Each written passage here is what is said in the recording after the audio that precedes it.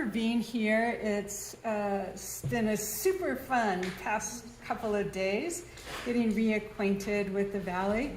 I was out here right on the eve of the pandemic, February 2020, and then March happened.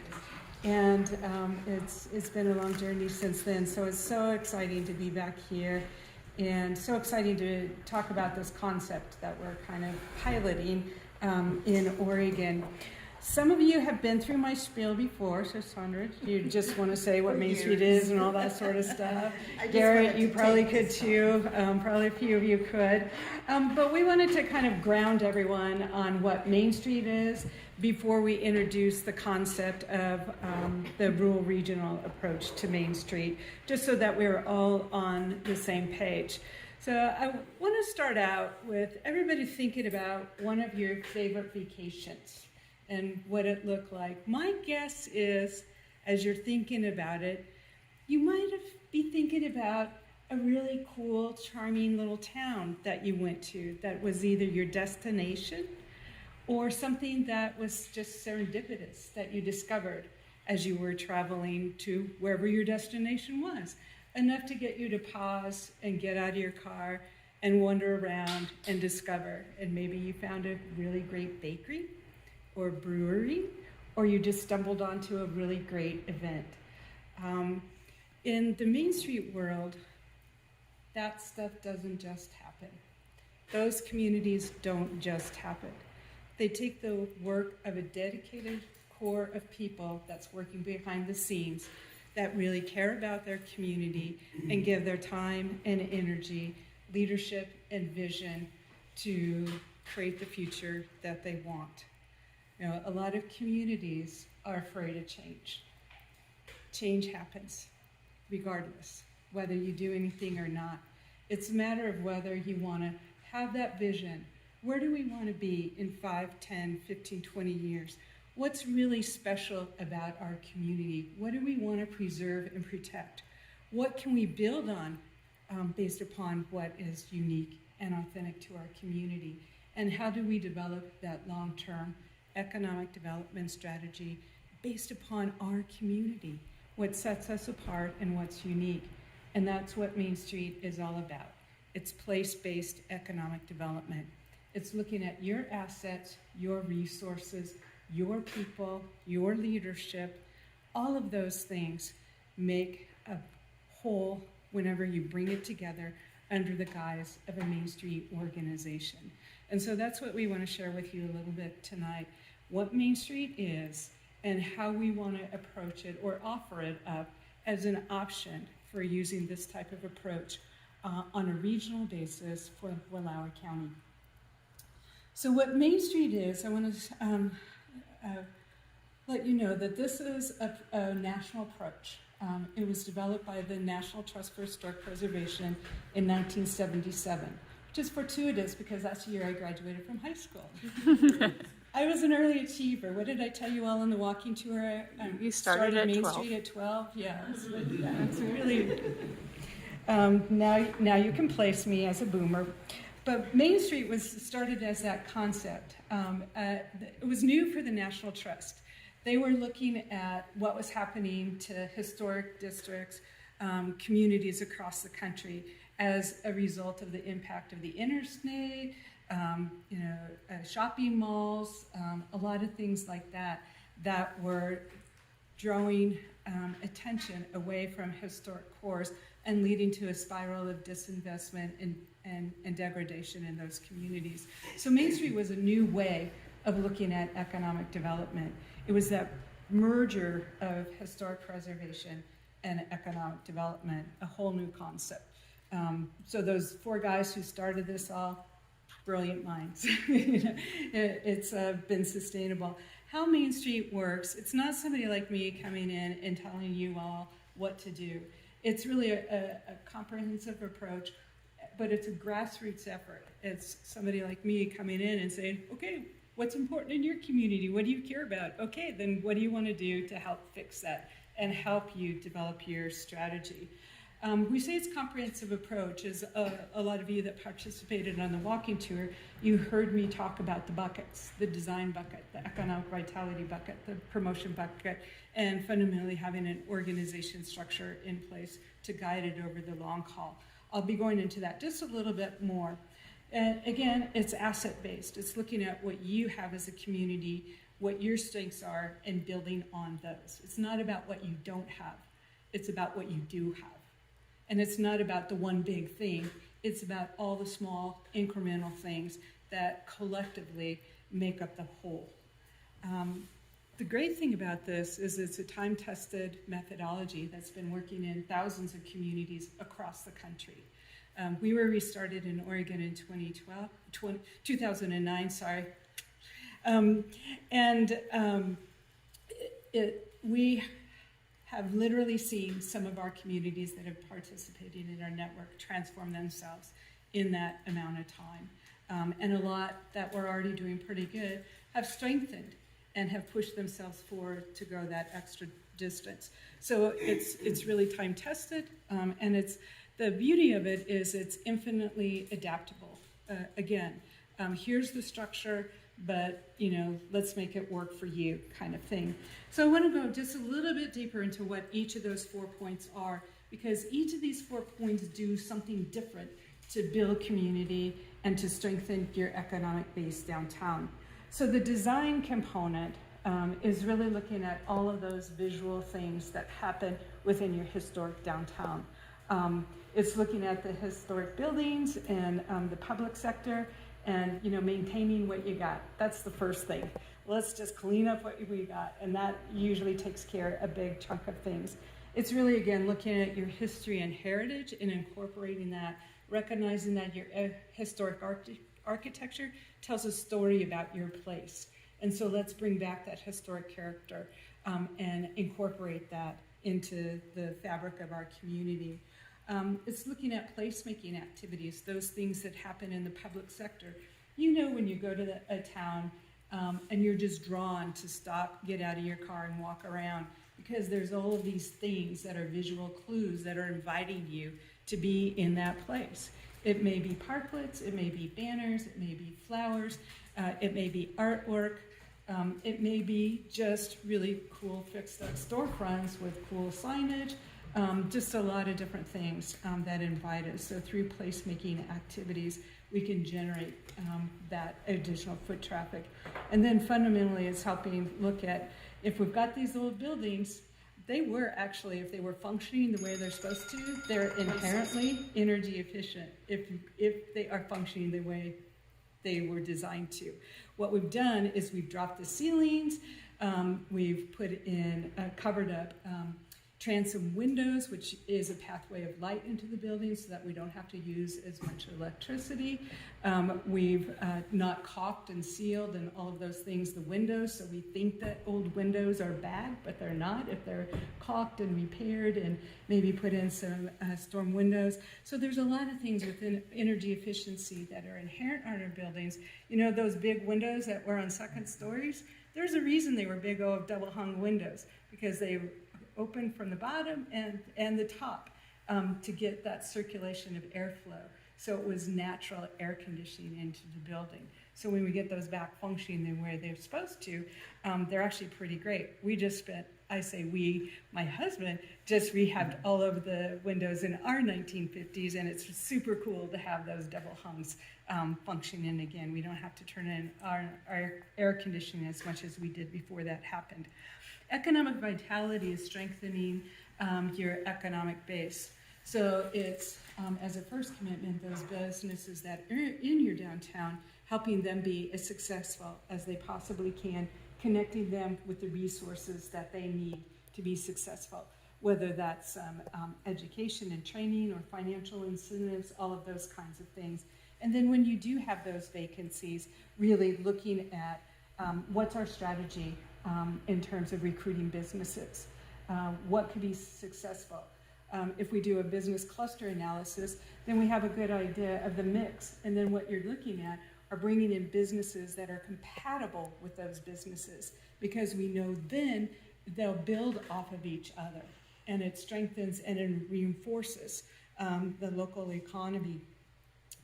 We look at identifying new uses for spaces that maybe have been white elephants or really challenging to adaptively reuse. Gas stations are usually one of those challenging buildings because they're brownfields, and so until they're cleaned up, people can't open up a business in them until they're certified. But we are seeing some, like here in the photo, this is one in Independence, and it was a former gas station that the city came in and did the cleanup. They worked with DEQ and Business Oregon to really clean up that site, and then a new pub went into it, which is really kind of cool. And they kept kind of the look of it, but just doing some paint and some signage. How much more fun does that look? And hey, sticking a vintage car out front, super cool marketing. That's that placemaking that I was talking about. Promotion element is really looking at building community. It's if you've done the cleanup and you've strengthened the business mix, then you have to invite people in. If you throw a party, you send out invitations. Well, that's what our events do for our community. It's inviting people in, whether it's our own community members reconnecting with our district, or inviting people to stop who are coming through our area or coming specifically. We can do those through special events that happen. We can do some image building or branding so that people have this good opinion of what our area is, or it can be through business or retail generating marketing or events and activities that draw people over the thresholds. That's where you see in Oregon a lot of wine walks, because that gets people over the threshold. They're tasting wine, but at the same time, they're seeing what the businesses have to offer at the same time. Or my personal favorite, we have a lot of chocolate walks, which that will always get me out. Fundamentally, you have to have an organizational structure in place to sustain it over the long haul. So having some type of organization in place. In our network, that's usually an independent nonprofit, but we have a lot of other ways that Main Street programs are housed. But it's fundamentally having that, because that particular component, which we in Oregon, we're calling the outreach component, telling your story about, one, why your downtown is important, and then why your organization or an organization is essential to really leverage the people and financial resources to sustain the effort over the long haul. Now, I mentioned that we're connected to the National Main Street Center, who came up with this methodology. We have a licensing agreement with them to use the Main Street approach. We pay a licensing fee to the National Main Street Center every year so that our communities can use that trademarked methodology in our state. So we're the connector between the National Main Street Center and our local programs. In Oregon, every state that has a statewide Main Street program like ours, and I think there's only maybe 4 states that don't have a statewide program right now. Alaska, South Dakota, North Dakota, and Arizona, I think, are the ones that don't have it. All the others have a statewide program like we do. We're all based a little bit differently. Here in Oregon, we are part of Oregon Heritage, which is in Oregon Parks and Rec. So that's where we live in the zoo of the state government. The types of things that we provide through Oregon Main Street, we work with communities on a tiered structure. So depending on how much people want to engage with the Main Street methodology, we do a lot of workshops and trainings and those kinds of things. We provide direct technical assistance to communities and goal setting and visioning and some other types of assistance. Fundamentally, I like to say we serve as a resource center for our communities and a connector and a networking opportunity. Some of the things we do along those lines is, I'm a vast collector of information. I've been involved with Main Street for 32 years, so a really long time. Have a lot of stuff in the files. So somebody will say, hey, we're working on this kind of brochure. Okay, let me pull something out. Hey, we're looking for bylaws. Okay, let me pull them out. And if I don't have them, then our network probably does, so we connect that way. We also do check-in calls with our communities. Every Thursday morning at 9:30, we hop on the call for an hour and just share updates from what's happening in the state, what's happening in the communities. We use that as an opportunity to brainstorm when they have issues in their community. So it's a really good opportunity to just kind of get to know each other and to support each other. We also have funding opportunities available through Oregon Main Street and Oregon Heritage. One of the tools we have available is the Oregon Main Street Revitalization Grant. This was started by the legislature a few years ago. Our first round of grants was in 2017. We've just had our third round of grants this year. And those are for grant, if you have a building and if you think of it as a dollhouse and you turn it upside down and shook it, and everything that fell out, that would not be fundable. But everything that was attached to the building could be funded if you have a need, and it's based upon whatever your community's goals and objectives are for revitalization. So it's facade improvements, new roofs, HVAC, window repair, not replacement, pretty much interior. We've funded kitchens, we've funded 3 theaters, we funded a whole range of different types of projects through the Main Street grant. It's up to $200,000. We've even funded upper floor residential, and we funded we were a small piece of a big project of we were the first money in, which helped them leverage the money to do a workforce housing project in downtown Astoria. It was a 3-story building that had been sitting vacant for 30 years, and it's now workforce housing. And they opened it up for downtown employees to be able to have first dibs on renting the units for 2 weeks. And after that, they opened it up. And I don't know that they had too many available to open up to the general public after they gave downtown employees the first. But we heard great stories about people love to just be able to get up, walk out the door, walk to work, no commute time, affordable rents, all of those kinds of things. So it was a really good project to be able to help support in a small but meaningful way for them. We also have through Oregon Heritage, that particular grant, the Main Street grant, I should mention, you have to be, a community has to be a member of our network to be able to access those particular funds. But our other grants, we have the Diamonds in the Rough, which is for facade improvements. So say you have a historic building that's lost that historic character and you want to bring it back, then that's what the Diamonds in the Rough grant program is for. That grant program is up to $20,000, and it's a 50-50 match. And we also have Preserving Oregon. If you had buildings that were on the National Register or eligible for listing on the National Register, and I know that Enterprise has a lot of buildings on the National Register, that's a preservation grant. So buildings that are listed on the National Register would be eligible for those grants. So there's a lot of things that are available through Oregon Main Street. As I mentioned, we have a tiered approach. For the first time since we were reestablished by the legislature, we're really rethinking our tiered. So we're coming up with new, as of June 1st, our tiered structure. We'll have a connected communities level. So any community in Oregon that just wants to be connected to us because they care about their downtown, but they're not really ready to form an organization or a group that's working actively, they can join us at the connected communities level so they can be connected to us. But then our communities that really want to leverage the power of what the Main Street methodology is, that's when we begin to work with them at the affiliate Main Street and the designated Main Street level.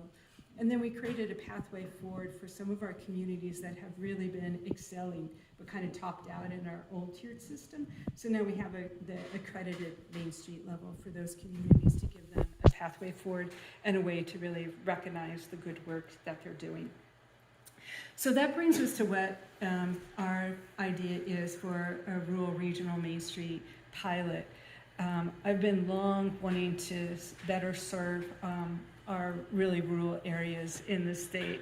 And so I've had some thoughts rolling around in my head, but it never went anywhere other than in my head on my long drives around Oregon, where I've had vast amount of times to think about things. Well, you probably, and Lisa, you probably can relate to that. But last year, I had somebody reach out to me, was connected actually, I think, through some folks with Business Oregon, and said, you know, hey, we're kind of interested in serving some of the really rural areas in our region. How can we join your network? And so that was the Condon Chamber of Commerce. They're rebranded now as the Oregon Frontier Chamber of Commerce, and in that rebranding, they're expanded to a 3-county area with a total population of less than 5,000. So it's very, very rural, 3-county, big area.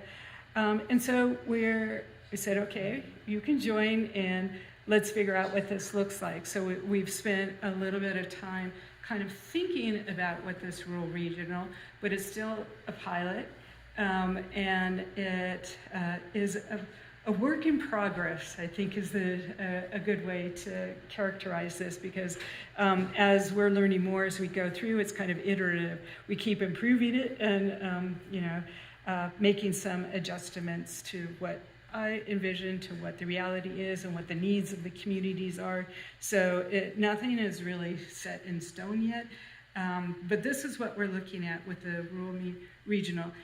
We would have let me back up and say why I think this kind of approach is helpful.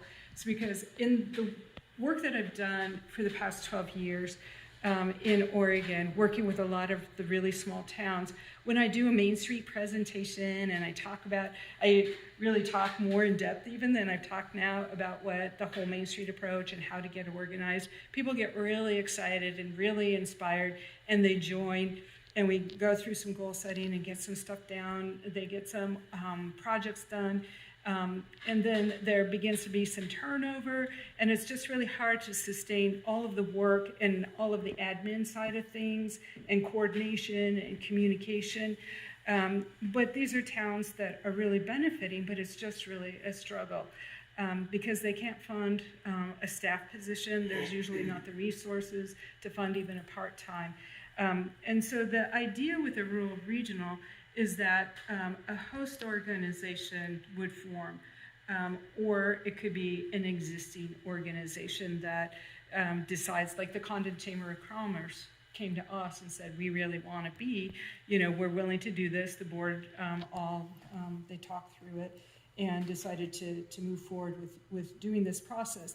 So the idea is that that hub host is the one that can help with communications and contact with us. They can help coordinate the Oregon Main Street grant applications for the individual communities and help manage the admin side of the paperwork, all of those things that it would be really hard for volunteers to manage on behalf of their community. And that frees up the volunteers' time to really focus on what your vision is, what your goals and objectives are, and implementing the projects and activities for your community. So when we're looking for that host, we want them to develop some kind of an application process, and we have a template that we developed based upon working with Kaylin in the Condon area.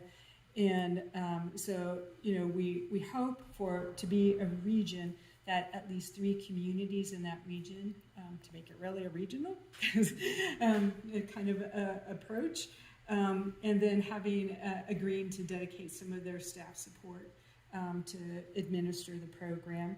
That there's a commitment to participate in training and workshops to better understand Main Street. So if we get these communities on board, at least they'll go through one deeper dive overview with me. Serve as that communication link, as I mentioned, and they'll be collecting some data from the communities and reporting back to us, and really being that liaison between the communities and our state program. At the local community level, what the requirements would be to identify a local leadership group, whatever size that works for your community. We're not really putting any framework around that. But that group would be responsible for developing projects and activities to implement for the betterment of the community.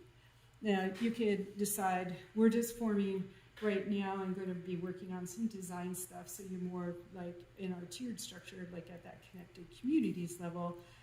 Or you could say, no, we want to fully embrace Main Street and kind of move forward and work on all 4 areas of the Main Street approach at one time. You do designate a primary focus area, so we need to have a map on file of where you're going to be focusing the majority of your effort. I like to use primary focus area versus boundaries because I think it sounds better, because otherwise it implies innies and outies. You know, are you in the club or not in the club?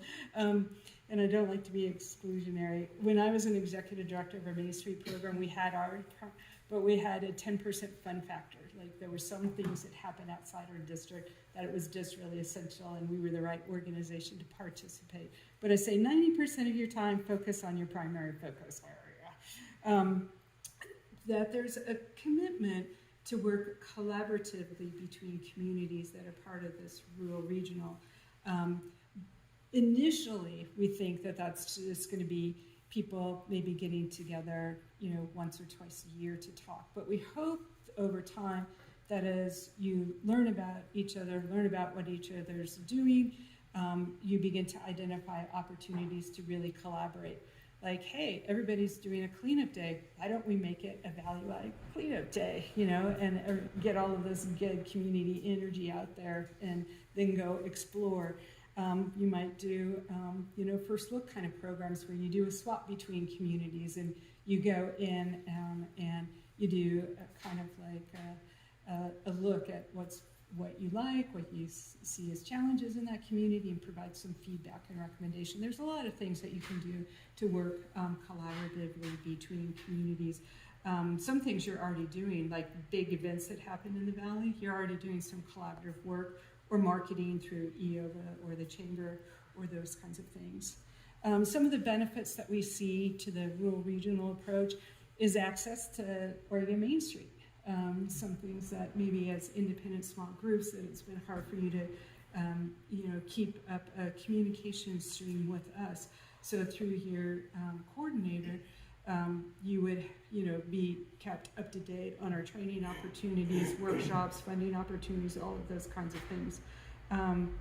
You'd have networking opportunities not only in your region, but also with other Oregon Main Street communities.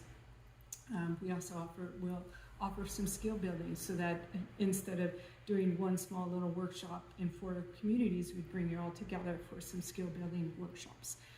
And then access to the Oregon Main Street Revitalization Grant would be another opportunity as part of the rural regional pilot. I think that just kind of stops where I wanted to go with that particular thing. Any questions for me before I hand it over? Anything you want to add? No? Anything? Nope. Sheri, what was the response from the other communities when you did your walkthrough? Each one's a little bit different. It was really fun to get a flavor of the people and the culture and the opportunities. But I'll point out over here, in the conversations and some of my notes from those walking tours, I saw a lot of consistency in the, I call them opportunities, even though they were presented as challenges. I always turn things around.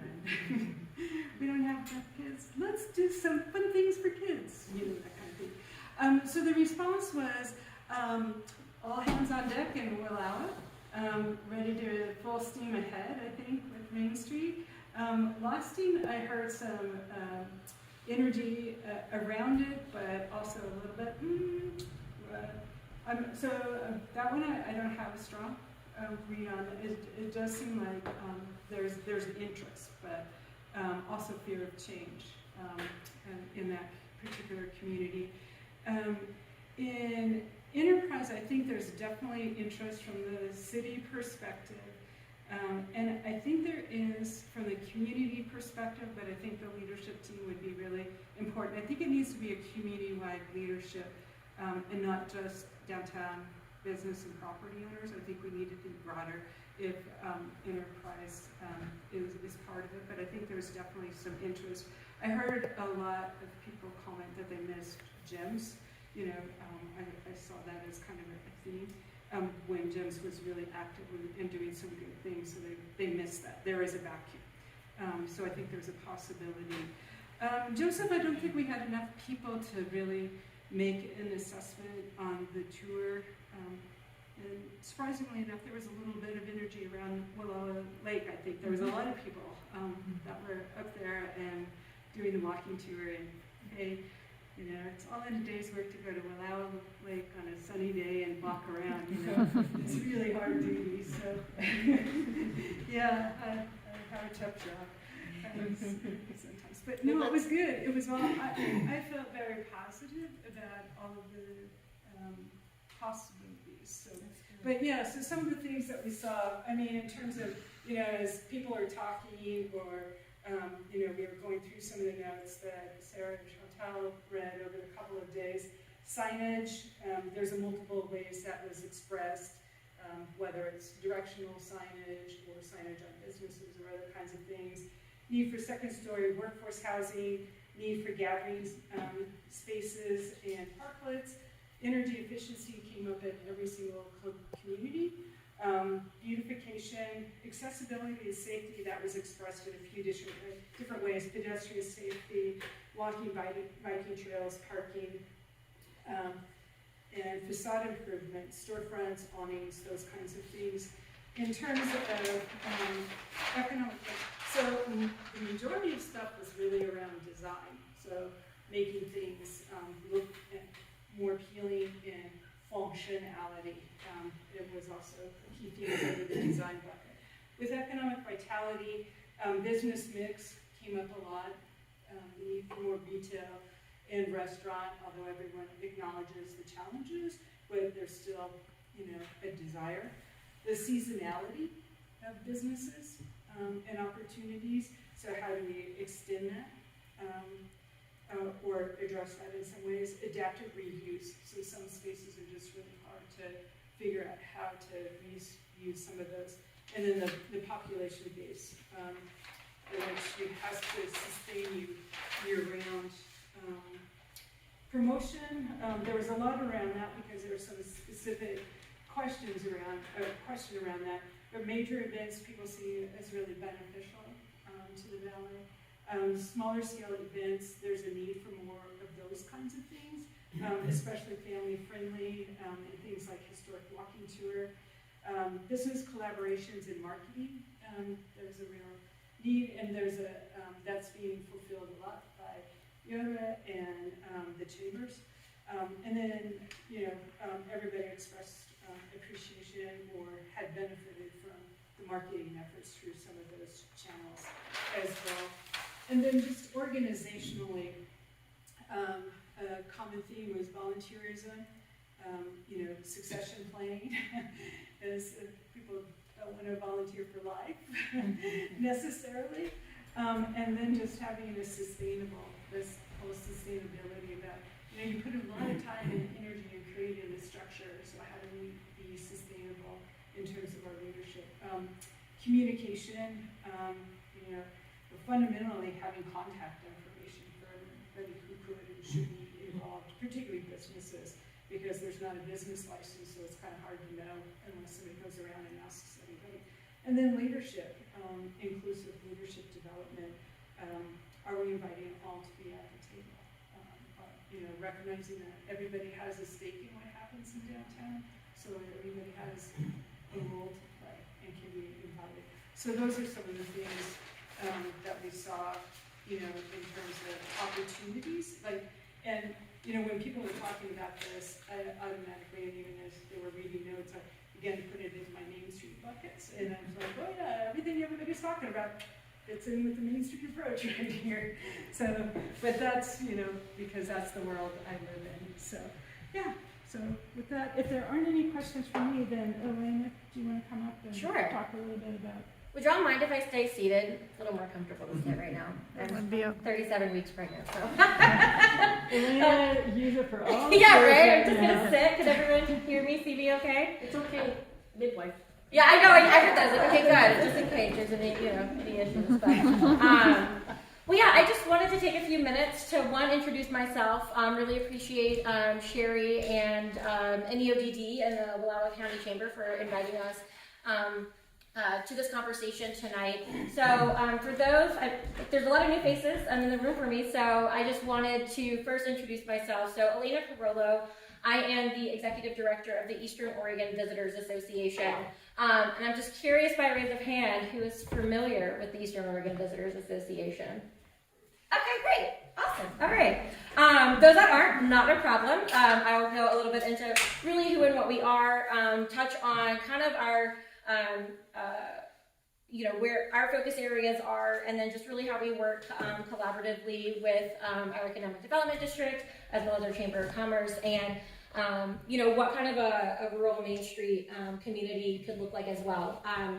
Sheri knows this about me, but I have a background. I used to be a Main Street director when I kind of first started my career out in Oregon about 10 years ago, working in LeGrand, and then I moved to Astoria, working with their Main Street program for 3 years. So I love kind of the Main Street approach to downtown revitalization. I love historic preservation. Kate hears me talk about it all the time at the office. So there's a lot of synergy, I think, in terms of the work that we do and kind of how that breaks down from the regional kind of county and more local level. So really who and what we are.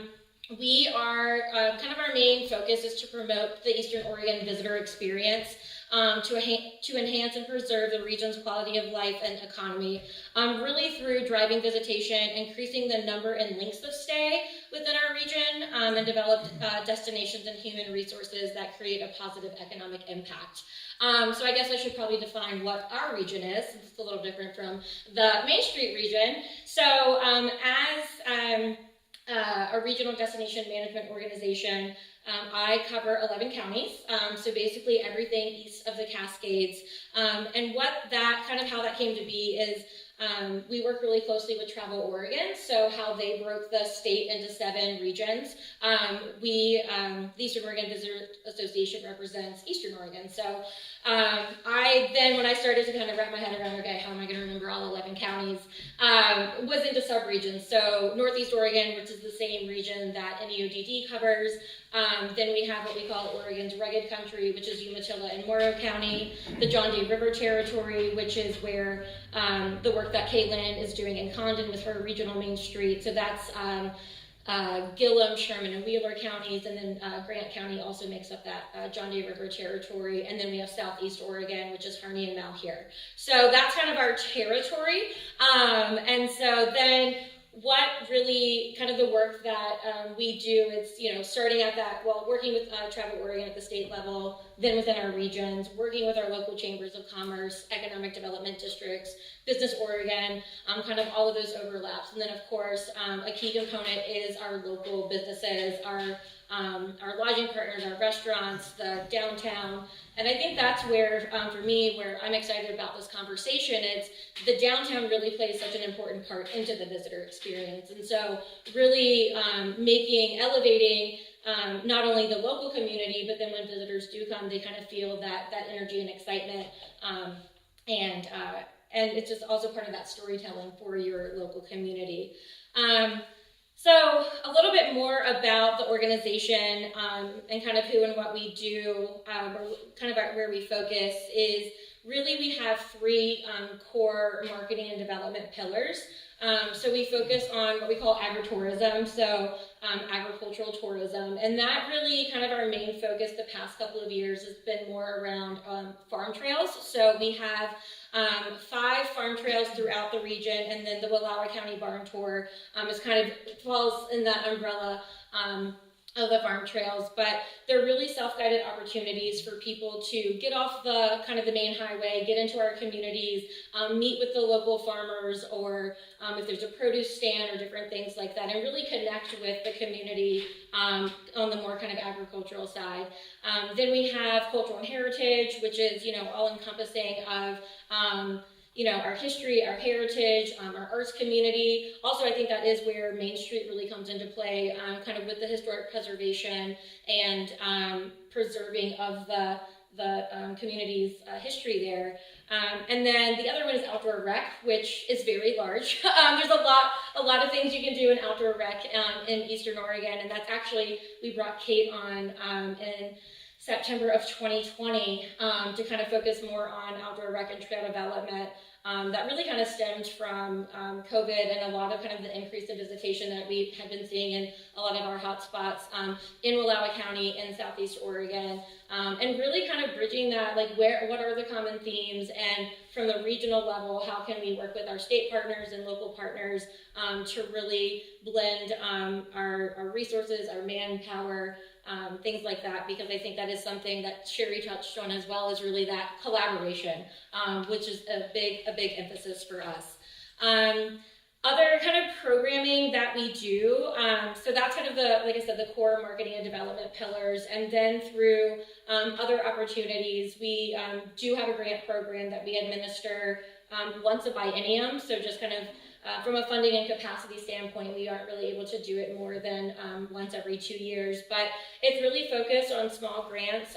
They are open to for-profit businesses as well, and kind of cover a variety of things, with the core focus being on, you know, kind of elevating that visitor experience, driving visitation, and for us, it's really anyone out of a 50-mile radius. So you know, we came from La Grande tonight. I guess that's where I'm based, so not too far, but you know, that would be kind of within the definition of visitors. So we do a variety of things, and I guess I just really wanted to take, you know, the time today just to really say, like, if you have any questions, let us know. I think Kate and I don't know what we don't know until someone asks, and there's a lot of moving parts.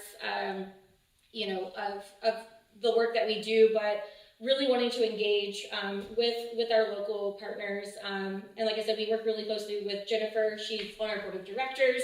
So she's kind of our first line of communication. So, you know, a great resource as well of like what's kind of happening, you know, how we partner and work together.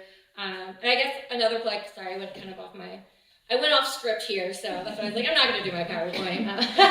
But one of the things that we're kind of wrapping up now is around some more like cooperative marketing efforts, and I just want to say that our new visitor guide will be coming out.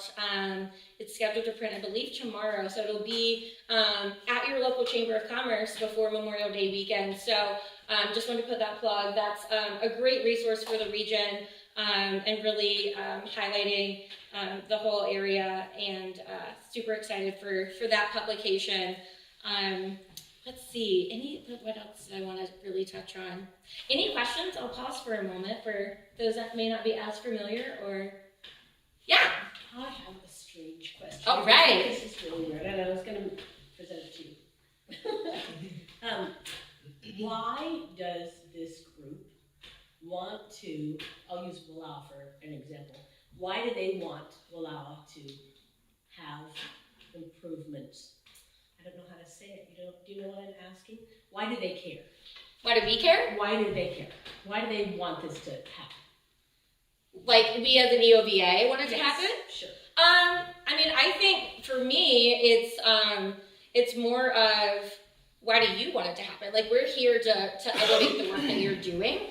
And I think for me, and from the Main Street aspect, and I think really kind of what we saw for the past couple of years is how can we build more sustainable and resilient communities where the communities are supporting one another first. And then for me, that's just a bonus because that, like I said, elevates the visitor experience. So I think it's looking at what's the business mix, what are the local needs, and then how do you want to communicate that to the visitor? Because that's another piece that we really work on as well, especially in the outdoor rec space. It's, you know, we're kind of here as more of the megaphone of wanting to support your messaging on a broader scale, and that's where the partnerships with Travel Oregon kind of come into play as well, where you know, they have a much further reach. So, you know, And I ask this question of course, because people that I've been in the county for 17 years, and this is my third business,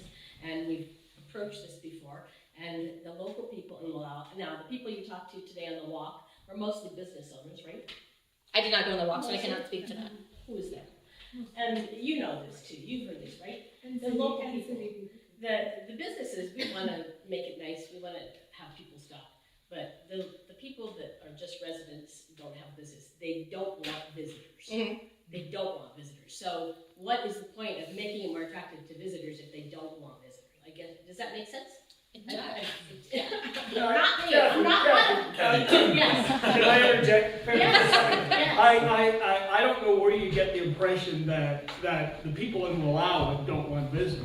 Are you joking? No. Are you being sarcastic? No, I'm not. Okay, you haven't been here long. No, I'm absolutely, well, I've had a place in the county since the mid-90s, so, yes, there is a group of people that are resentful of change, that feel that things should stay the way they were or the way they are now, or were for 50 years or 100 years. Well, that's not going to happen. Change is going to happen. I know that. You know, you can stand around, suck your thumb, and feel sorry for yourself if you want. That steam train is going to railroad right over you. So if you're going to be part of change, or if you change is going to happen, you might as well be part of the community that steers it in the right direction. The other thing, it isn't really so much the change, but having visitors come, there's a whole lot of that feeling they're going to come, they're going to leave trash, they're not going to respect. You saw what people did driving through our town. Now, obviously, if we fixed it up, they'd have a reason to slow down and look, but they just don't have respect for the area, and that's some of the feeling too. They don't have respect for any town that they drive through. So, So why do you want them here? what's what? So that's why people say, why do we want them here? We want them. I think that's nice. Here's where I come from. Okay. So you asked why do I care? Yes. And if we had about 10 hours, I would tell you my whole life history. But when I fell in Main Street, it just resonated with me because I grew up in an area of the country that was experiencing extreme rapid growth. And I saw like the areas I used to hike and all of those kinds of things have housing tracts go up the hillside. And my whole educational career was trying to figure out, isn't there a way that we can have economic development within the context of saving community or within community values? Then I fell into Main Street and I was like, yeah, we can. And so my simple answer to your question is no, we don't fix up the community for visitors. We fix it up for ourselves. That's why we build it on what our community values, what our community wants to experience in downtown. And then the visitors that we invite in are those that appreciate what we value as a community.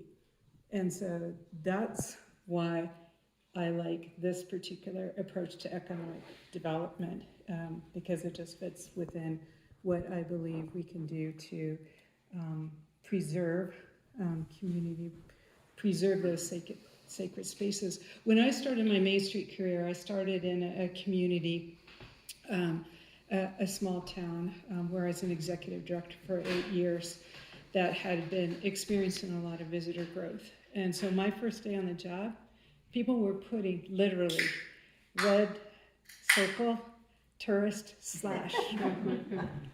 and here I was to,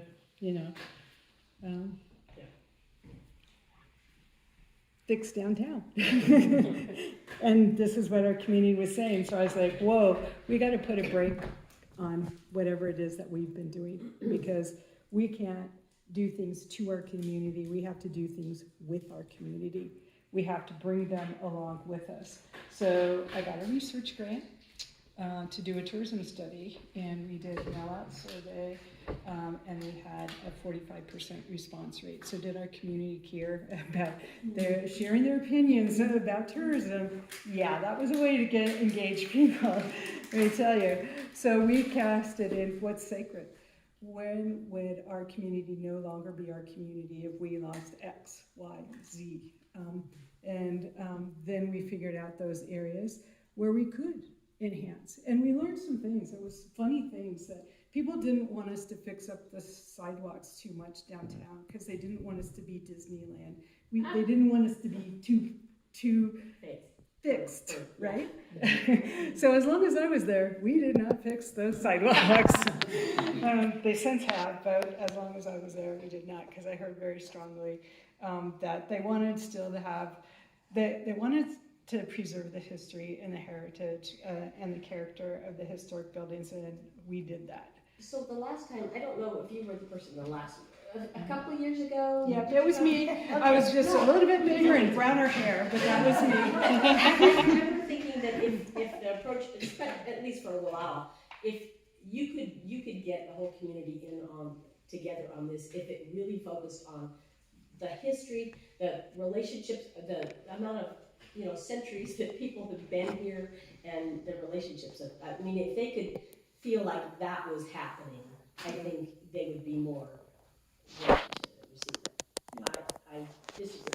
I think there are a lot of people. So yeah, I mean, and that's what it is. It's building trust and relationship and awareness and understanding of what it is. It's like not us coming in trying to do something to your community. And the other reason I've been coming to this area for 12 years since I've been in Oregon, many trips each year with the exception of the pandemic. And every time I drive through this area, I see the historic buildings, and for a while there, every time I drove down, they were deteriorating a little bit more. And it's like, if we don't do something, we're going to lose this history and this heritage of this community and of this state. And so I've long been wanting to do something to help build community, to get community to look at what could potentially be lost. Now we see some bright spots on this trip of where people are beginning to invest again in some of the communities in some specific projects. But then there's some buildings that are in really bad shape that if something doesn't happen, that's your community's history, right? You're losing a piece of your history in the fear of change, right? So. And I always think it's a better word to use is improvements instead of change, because people are just they don't want to be subjected to the word or the term change, if it's an improvement, and as far as tourism, I mean, I've had a business in Enterprise since 1982. I opened up the first Mexican restaurant, and I mean, I had steady customers every single summer that were just wonderful people, and I think the consensus of most tourists that come in, they appreciate what we have. They're not going to degrade it, the graffiti on my building is not from tourists, it's from local kids, so. Yeah, not only that, but I mean, I would imagine most of us have traveled and would be considered tourists in other people's communities.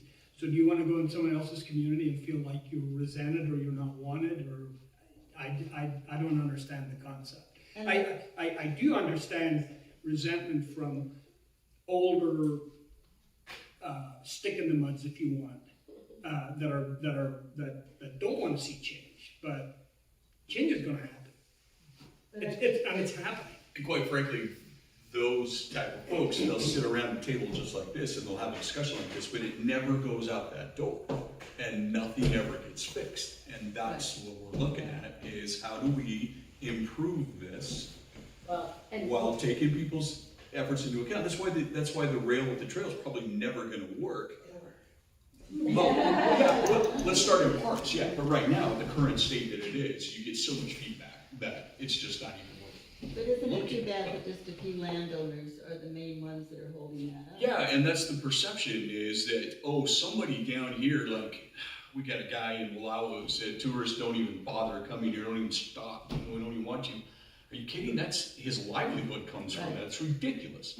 But you always got those kind of people. So let them stay where they are and then just move forward with what you can. And, I heard it the other day, and I apologize if I'm taking time, but I was watching the show, and it was called The Craftsman.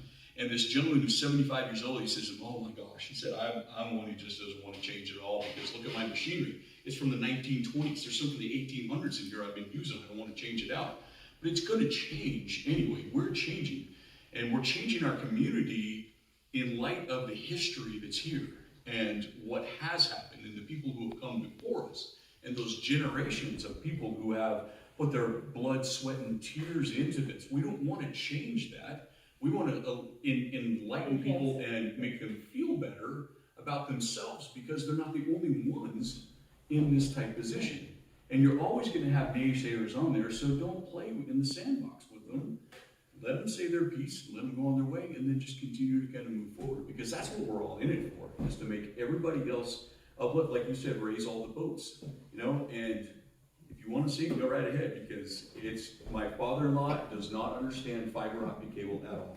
And I spliced it for years and you're not going to get him to change. He just said, hey, this whole internet thing, I don't know about it. And dude, they're changing from copper to fiber. That's all they're doing, you know, and so it's just that mindset. You're never going to change that. You're never going to. So work with them when you can and just keep on going.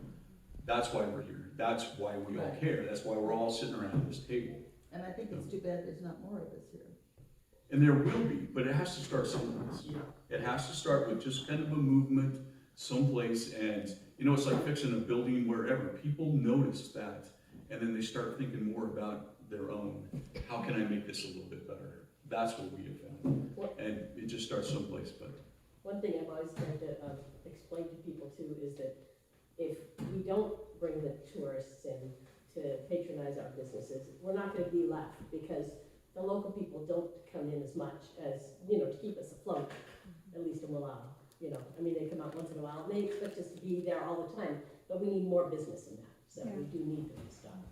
Well, in Wallowa, I mean, you've got the Golden Ring. The state highway comes right down your main street. They're headed to the lake. Exactly. Believe me, they're headed to the lake. They're going right on through. I have, you didn't come today. I have a sign. I've been walking downtown and it says, please slow down, 25 miles per hour. And I walk out there and I wave at people and they slow down, but they need to slow down. But apparently there are some plans afoot to change the. To kick me out? Change the road structure. No, I know, I heard about this, but yeah. And so things will change. And secondarily, for the last 10 plus years, you drive into Wallowa and you look at it and it looks dilapidated and it looks uninspiring. Like, well, why would I stop here? But if you fix up Main Street and people say, oh gee, look at that place there. That looks like a nice little restaurant. Let's stop there. That'll slow traffic down in and of itself. You need to put potties in your downtown park. Not We potties. do. There we go. Oh, they're awesome. Oh. They're porta I think Oh, I see. I think we actually had a your question was a really good question, but it also points to the need about if you decide, yeah, we want to move forward with Main Street either as a community or under this rural regional approach so that you have some of that staff support, is looking at those local leadership teams that are developing and really being thoughtful about bringing people along. And we do want some business and property owners, but we also want people with some other skills. You know, we might have people in our community, maybe church leaders who have leadership skills, or knowing how to work with a variety of people that we bring along to be part of that leadership team.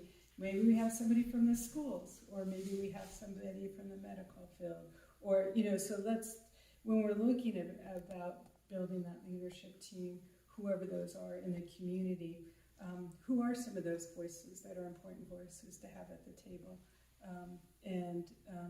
I think one of the things when we begin to bring people along, when they get exposed to some of what this is and what Main Street is, and that it's building community, it's based upon community characters, it's based upon community values.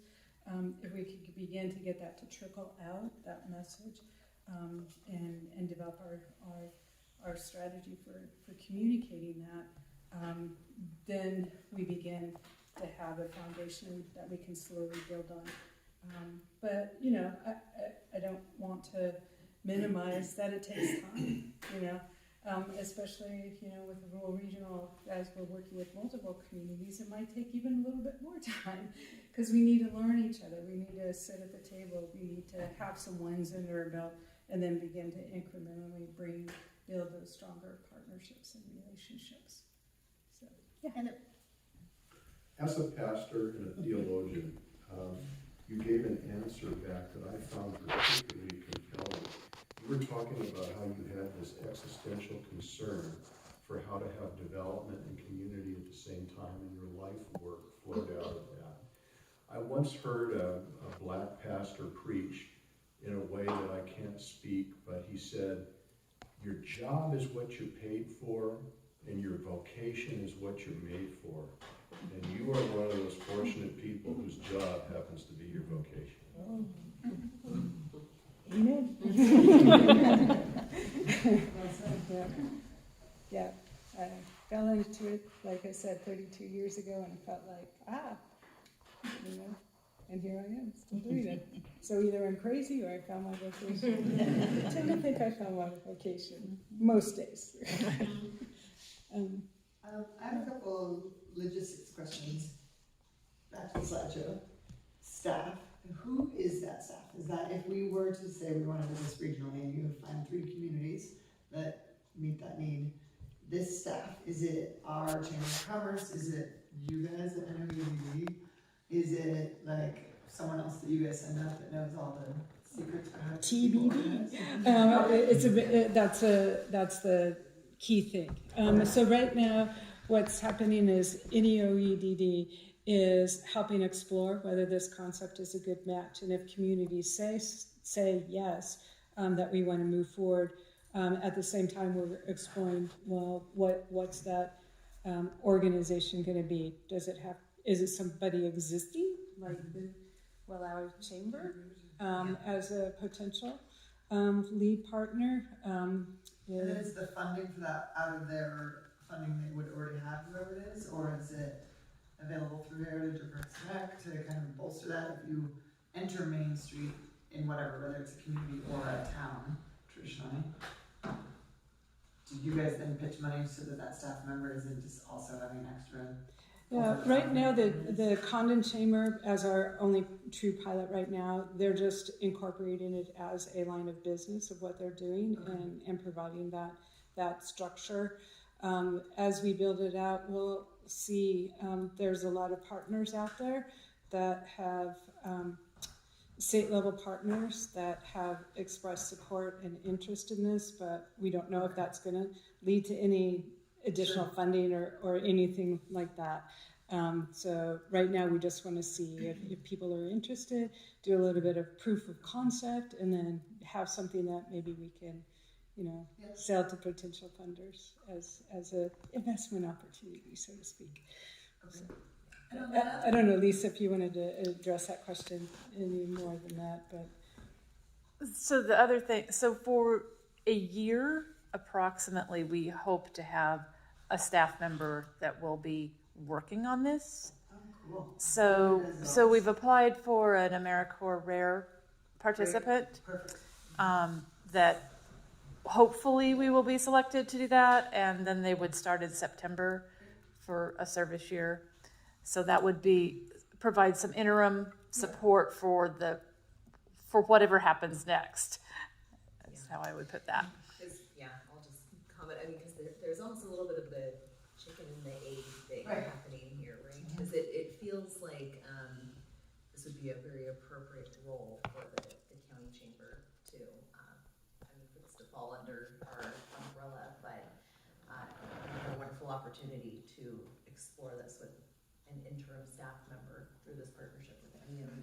So, definitely a little to be determined, but this is kind of the first phase, is having these conversations, see what the interest is.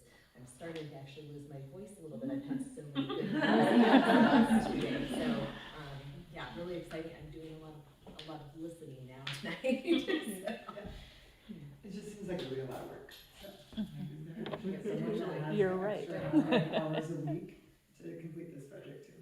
But an opportunity for the chamber organization to grow as well, which I'm certainly open to. So, And I just wanted to chime in too. I mean, kind of like how we all interact as well, like from at the EOVA level, how we work with Travel Oregon. I know kind of within their departments, what they call destination development, Main Street has become kind of more of a focus in their kind of scope of work. And so I think between, the state level as a focus, EOVA, we're also looking at getting a rare placement starting in September that the focus would be more on cultural and heritage. And so, hopefully working also kind of in partnership with the NEODD placement and just kind of building those networks. And then of course working with Sheri. And I think that's just where kind of how all of this can layer. And I always say I kind of look at our role right now as more of like a conduit of like resources and information. Like what are the needs? Like we don't have a large budget, but like we have partners or, there's actually a free resource. Did you know about X, Y, and Z or different things like that? So that's kind of how I see how we all work together as well. But, Yeah, I'm thinking a lot about not so much how do we accomplish something, but who needs to be at the table. So who not how, who needs to be involved, and who can we partner with in order to make some of these things occur. So, and the how kind of follows, I think, after that. So. And I should mention too that as we were planning this out, we had a lot of conversations of which Lisa was a part of, Elena was a part of, Ford Family Foundation, Business Oregon, Travel Oregon. I mean, we had about 10 partners that, we talked to them, hey, this is kind of the concept. What do you think? Would you be supportive of this kind of effort? And so those conversations have happened and will be continuing. We wanted to kind of test to see if there's interest in this area so that we had something, at least from my perspective, I could go back to the partners and say, we did this road trip and these are the communities that might be interested. And so, we're trying to work it from that side of things too. So. I have quite a few questions, but I could also Sarah. Spew them out, Nora. Well, it sounds like you have one, but either way. Also, we can tag team.